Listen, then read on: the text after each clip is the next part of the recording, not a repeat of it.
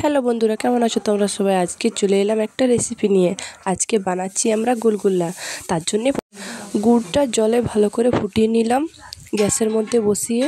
ভালো করে যখন জলটা ফুটে যাবে, তারপর তার মধ্যে আটা দিয়ে দিলাম পরিমাণ মতো।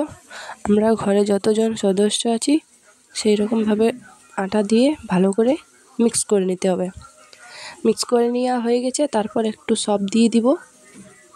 সবটা দিয়ে দিলাম, এরপর একটু খাবার সোডা দিলাম। মিক্স করে নেব ভালোভাবে, সব কিছু একসাথে মিক্স করা হয়ে গেছে। এরপর আমরা কড়াইতে তেল বসিয়ে দিলাম। গ্যাসের মধ্যে তেল বসিয়ে দিয়েছি, তেলটা ভালোভাবে গরম হোক।